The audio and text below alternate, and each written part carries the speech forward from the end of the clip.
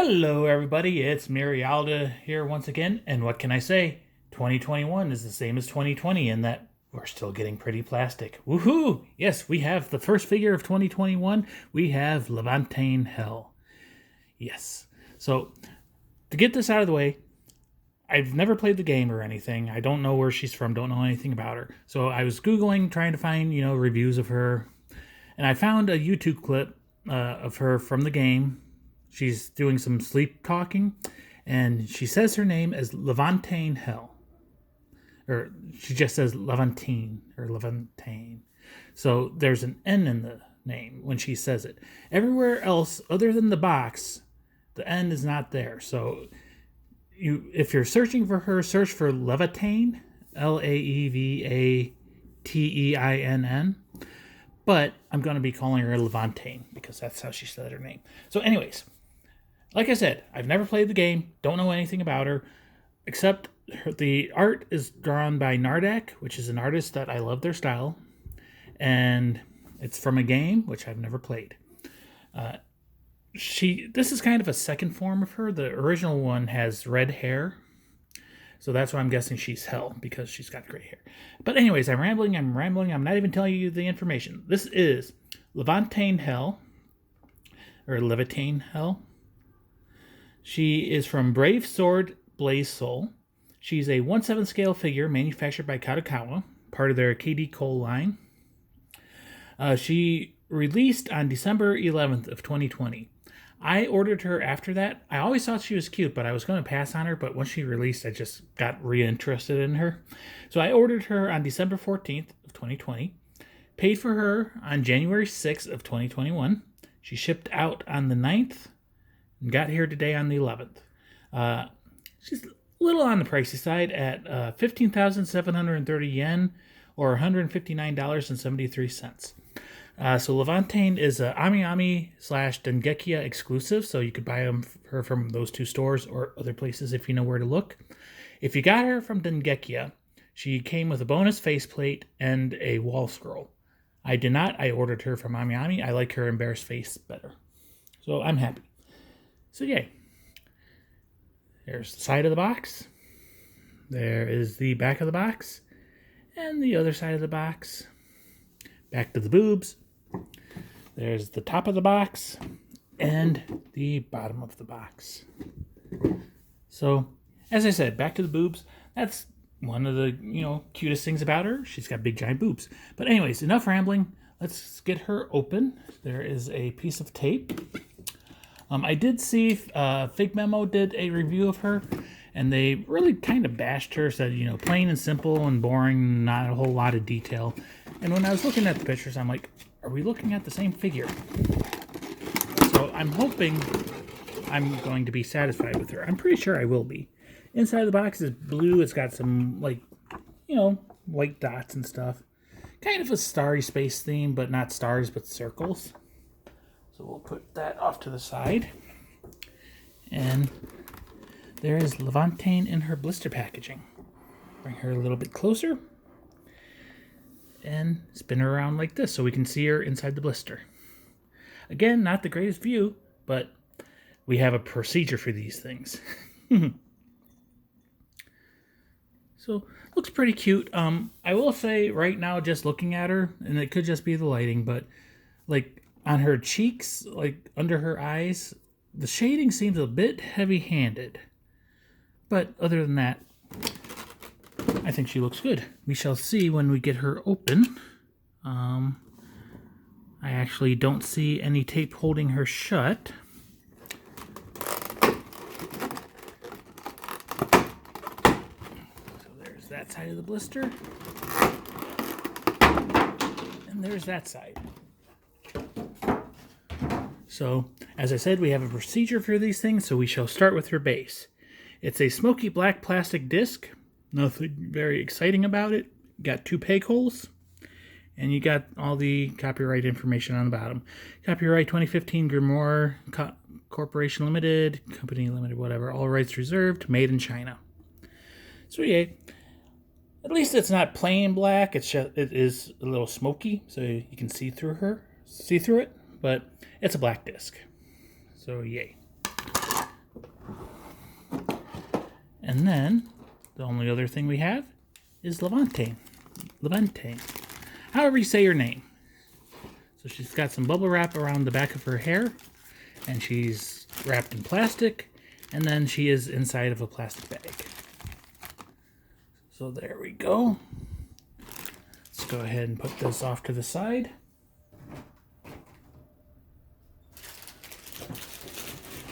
And let's have a good look at her. So since the pegs are on her feet, she won't stand on her own.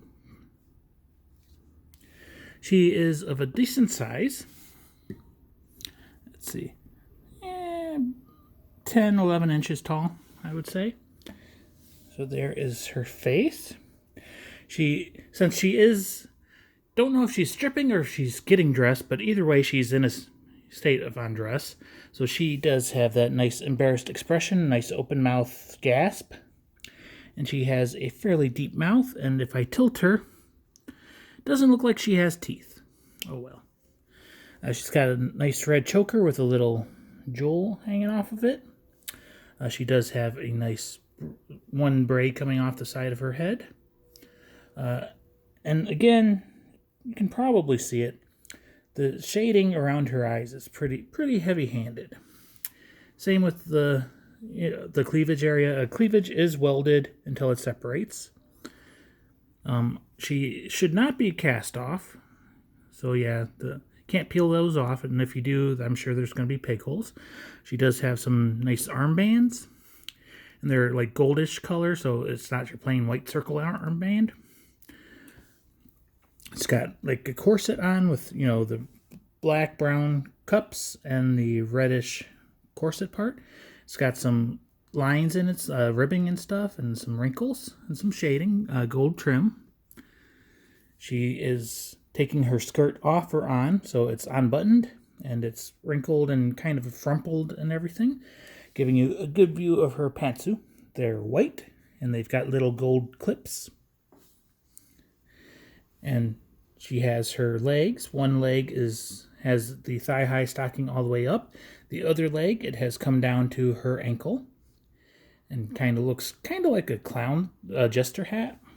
How these are folded down. Kind of makes you wonder how these stay up. Does she glue them or something?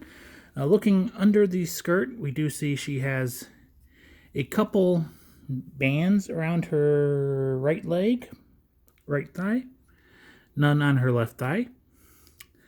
She's got the booty on her.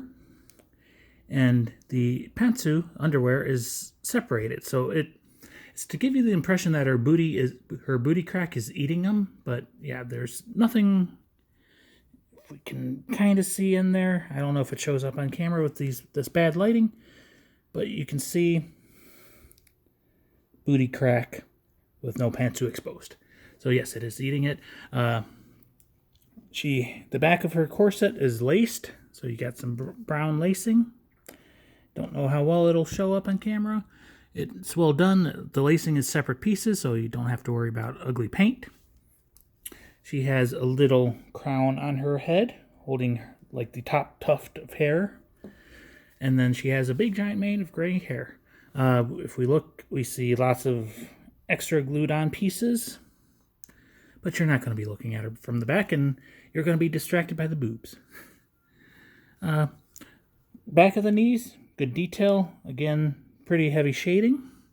And it may fade out or not look so bad when I don't have the bright lights on it. So, yay. But, so, skin and everything, it does have a little bit of a rough feel, but I think she looks pretty good, and I'm happy. So I was going to say she's got a hollow foot, but that's just the little stand that she's standing on. So let's go ahead and get her on the base. Oops. Should be a pretty simple affair. As I said, it should be, but it's not.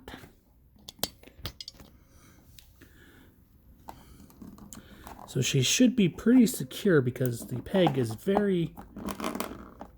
it's a very tight fit. So she only stands on the one foot. And the peg is not all the way in yet.